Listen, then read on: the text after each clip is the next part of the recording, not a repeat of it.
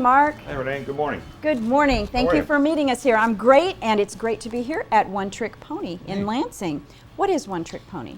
We are a small craft brewery. We brew batches of beer in 2 barrels at a time, and we, several weeks later, like to serve it to the public, and hopefully they like it. Now, a craft brewery, that means there's something special going on here, and it's also a special business for you. How did it get started? A couple of years ago, in earnest, I started home brewing again. I had spent some time at the Chappel Institute in Chicago a number of years ago, but didn't use the education too much. A couple of years ago, started again, and I liked the beer. So I moved from my kitchen with a couple other guys, moved to a basement and brewed bigger batches of beer. Then we moved to a garage, brewing larger batches of beer. And then finally, about a year ago, we decided, well, can we somehow make a business out of this? Now, I see that your symbol is a horse, because we're talking about One Trick Pony, and I know his name is Major, right? Right. He's a great logo. He's wonderful to look at and so fun. Now, I know that the process, though, isn't always fun, making the beer. You've got the science part of it, which is all about the ingredients, the timing, and measurements, and all of that. The science of brewing goes back thousands of years. But what we do nowadays, and what brewers do all over the world, is we mix 4 ingredients: water, malt, yeast, and hops. The goal is to put them together in the right combination for the right style of beer, or for the style of beer that you're trying to brew. And hopefully, after you have fermented the beer, you have what you were hoping for.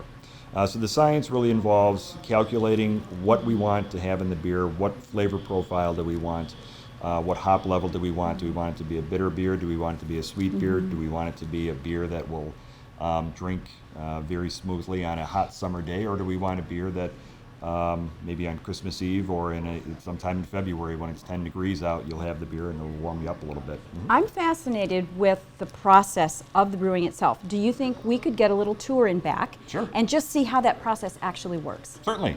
Yeah, come on back. Okay, thanks. All right. The first thing that we do after we've already thought through what do we want to brew, how do we want it to taste when it comes out of our tapper, we think through what kind of grains do we want.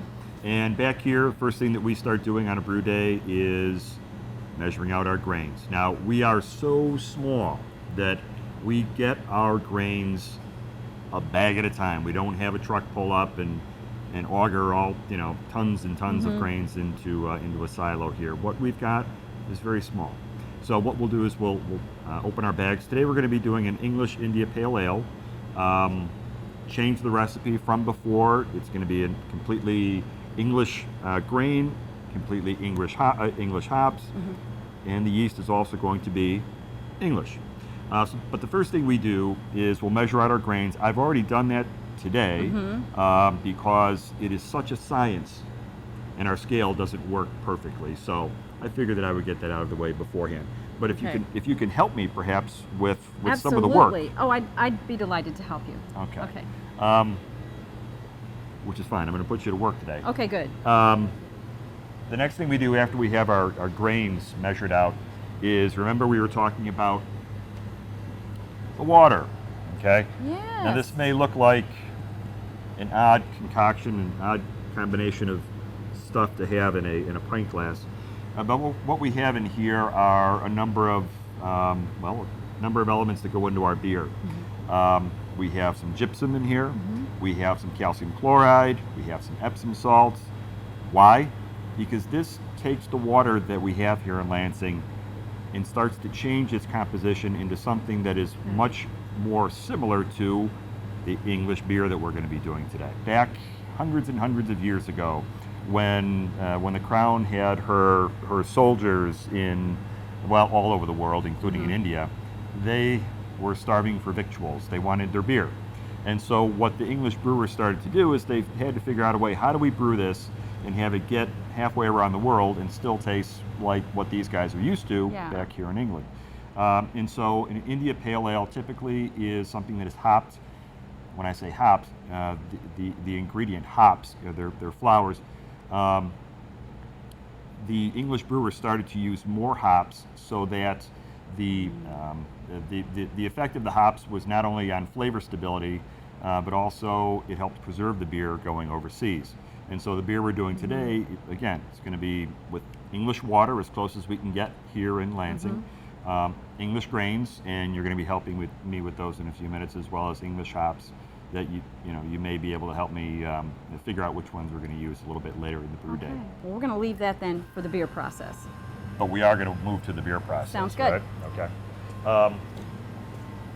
Here are the grains that we're going to be using today. We also have, in the grains that we're using, it's an English a grain called Golden Promise. It comes from overseas.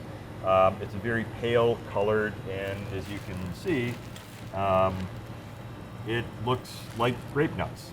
Not too, not Sure not, does. not Does much it taste different. like them? Could we eat them? You can certainly sample them. You probably would not want to sample the amber malt that we have here, which is also from overseas. It's a little more roasty, and you may wind up with a more acidic taste. Is it really okay to taste this? Go ahead. Go ahead. Oh, that's not bad. No, I mean it's. If you got hungry and needed lunch, here it is. There's a reason folks will use this to make bread as well. So let me hop up here real quick because right. I do want to kind of get going on my beer. Real quickly, when folks see pictures in breweries and large kettles, we've got the exact same thing here, but with really, really, really small equipment.